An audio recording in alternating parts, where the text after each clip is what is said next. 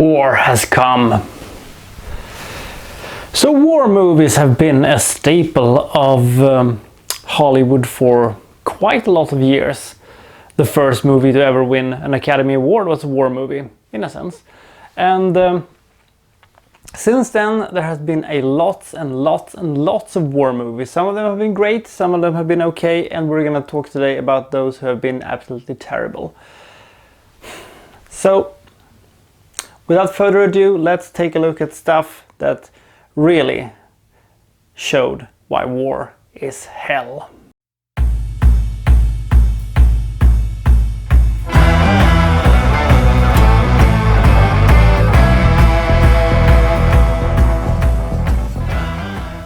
The rules for this one is as follows. It can be released at any date. Country of origin is of no consequence for this one. You will notice that quite a lot of the movies on this one is not American actually. The genre of course has to be a war movie, and what exactly is a war movie?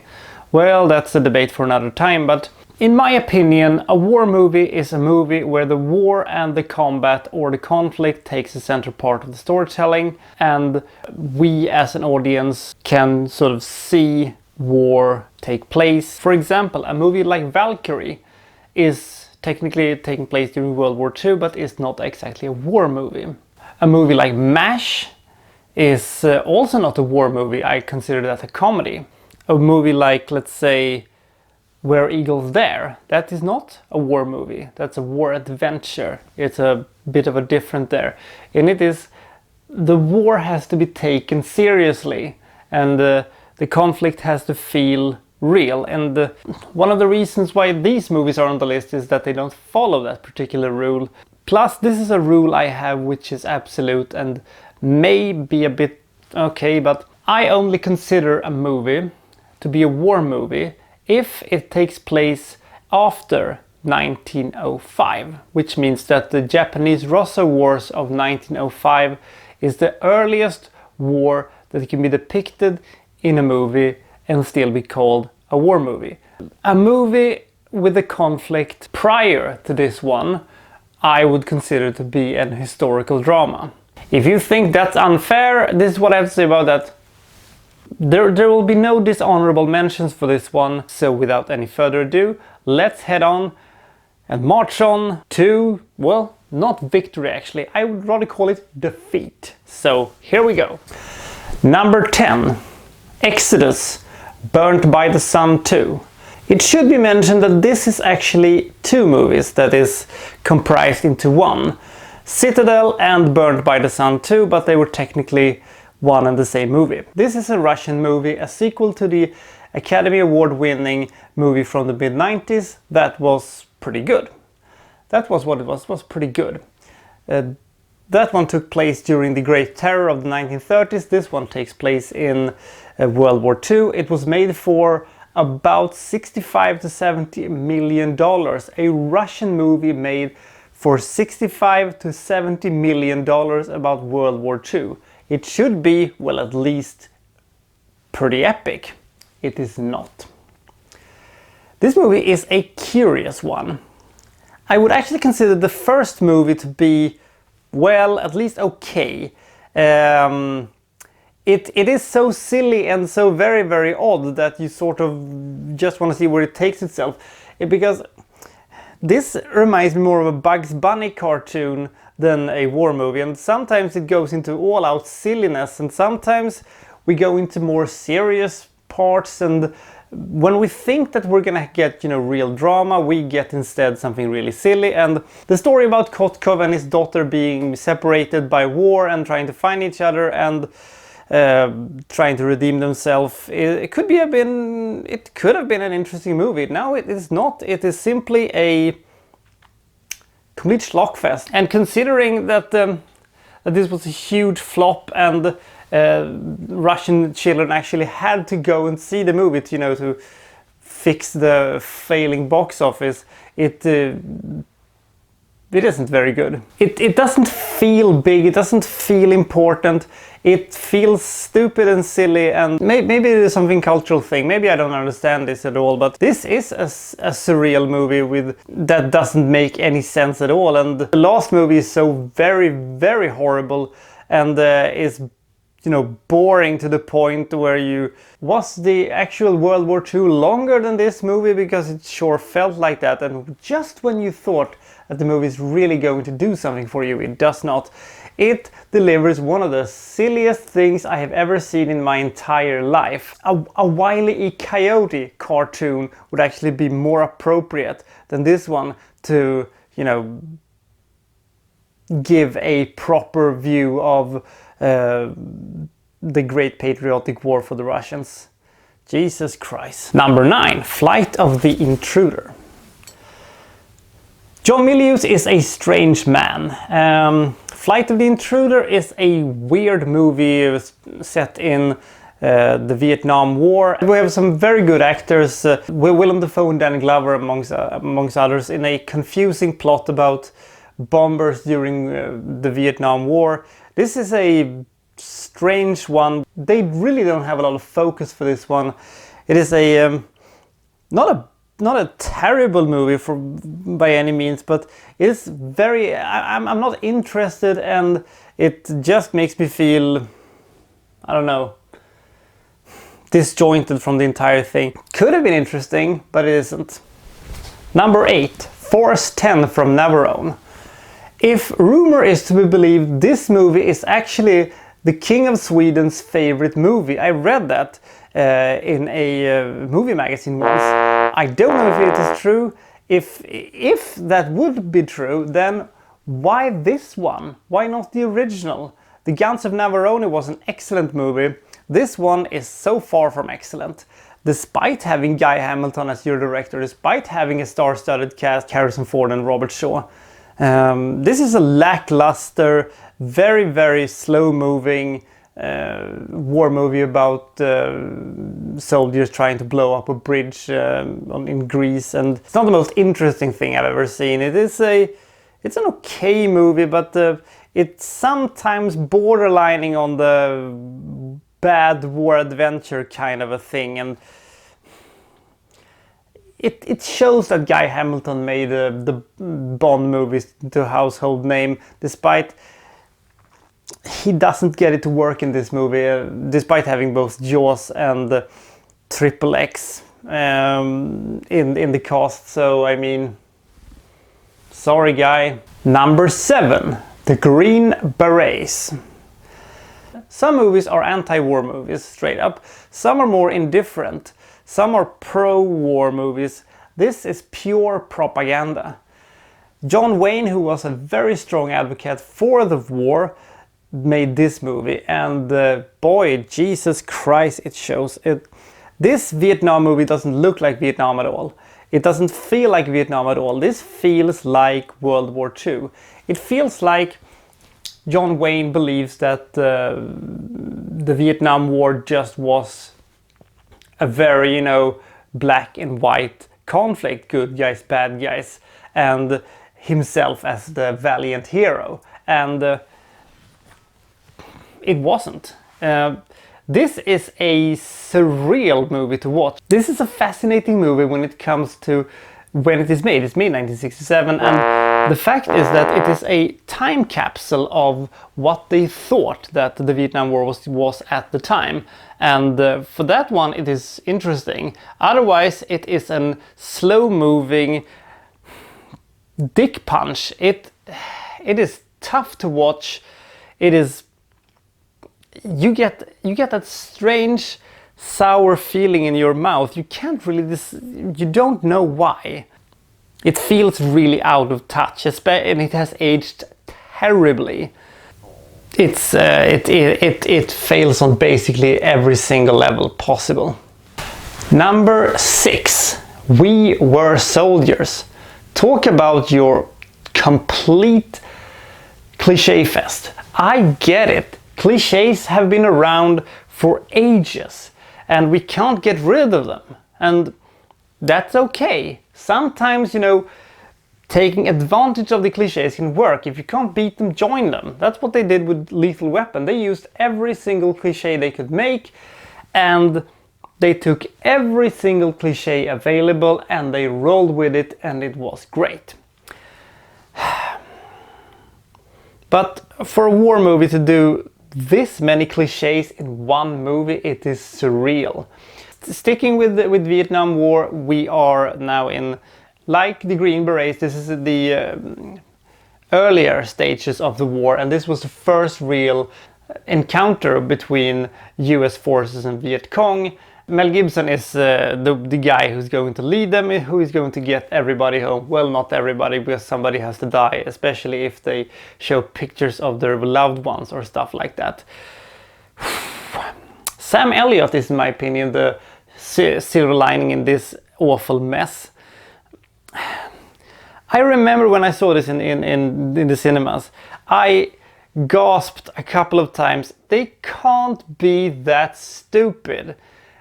I mean, sure, I understand that the use of music, the use of slow motion, it is bizarrely dumb made, and this is coming from Randall Wallace, who wrote Braveheart a couple of years earlier. And then we have the ending that is so very, very, very, very odd that it derails the entire movie.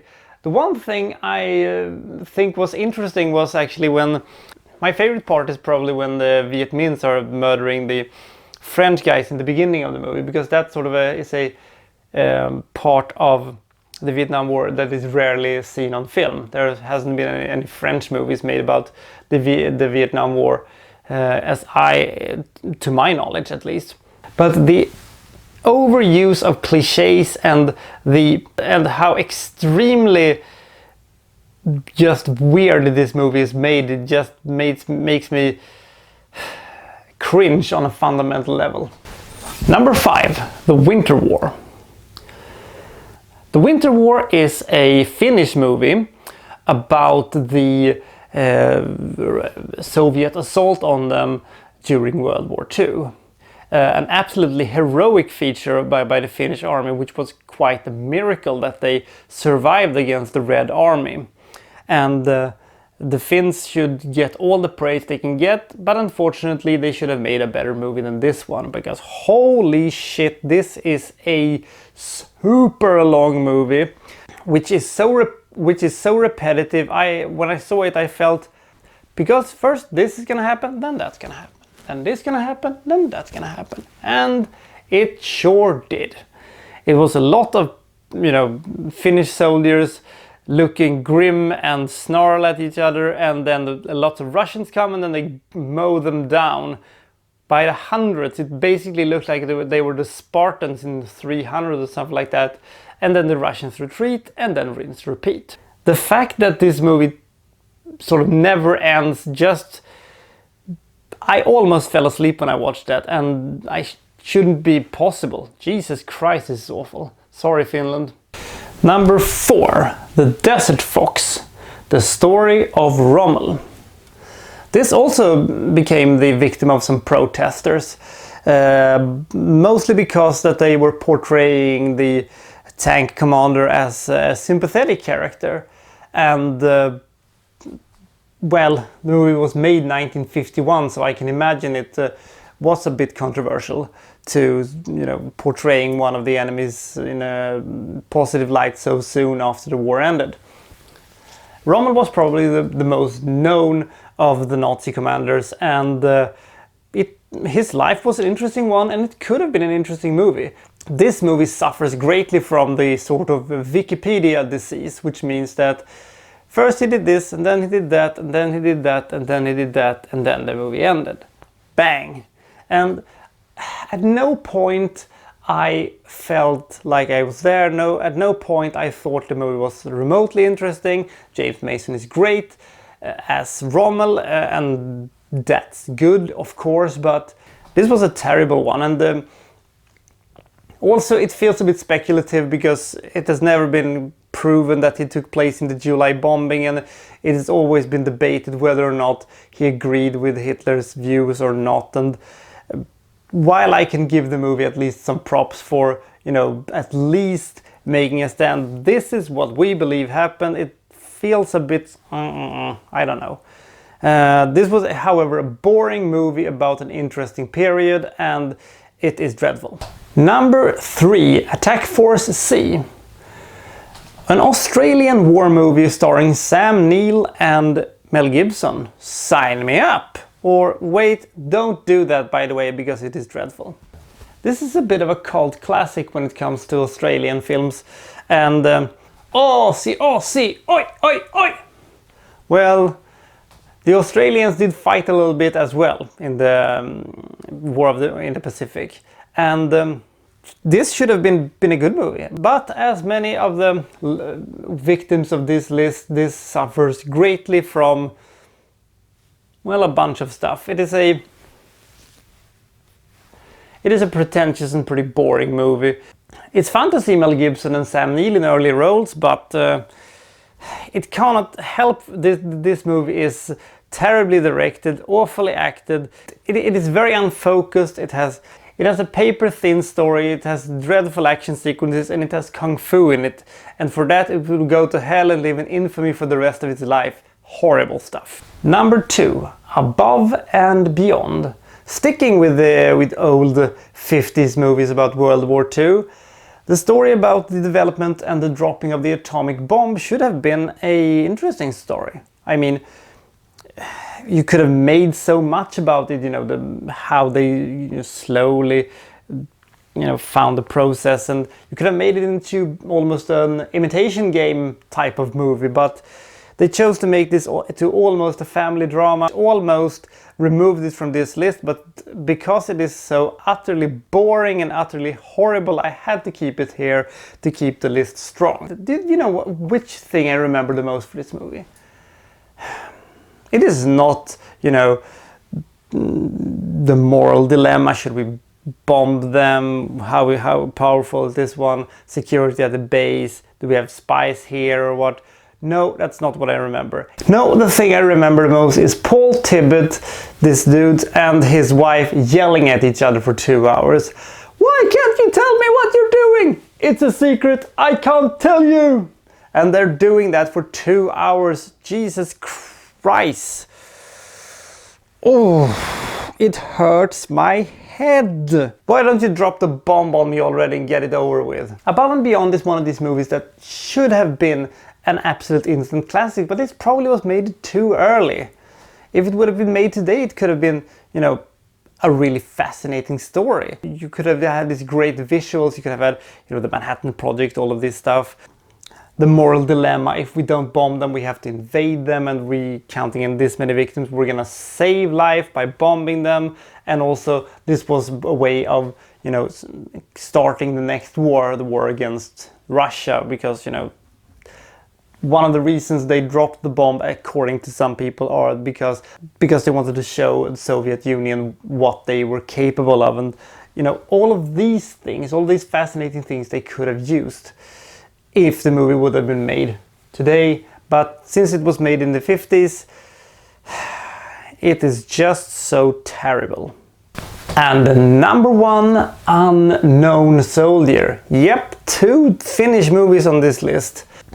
I should probably mention at this time that there are good Finnish war movies. There aren't that many of them, but I've seen 4, and 2 of them are terrible. This one and Winter War, and there have been good movies made from Finland. This one and this one, but this is terrible. You remember what I said about the Winter War? And how that was a slow-moving and joy-killing, awful mess. Well, that goes double for this one, because this one was made in the 1950s, and it moves with the grace and speed of erosion with a broken leg. Jesus Christ, it never picks up. It is so boring. It's such an incredible snooze fest. I know this is supposed to be some sort of super classic. I understand that. I just fucking hate it. I also somehow feel it's a bit of a disgrace to the men that sacrificed their lives to stop the Red Army from invading Finland, and this is what they get. They get this extremely boring and cliched filled mess. Oh god. So that was the 10 worst war movies I've ever seen. One day I'm gonna make the 10 best war movies that I've ever seen. And it's gonna be a quite different list, I'd say. Till next time, this is the Wikstrand signing out.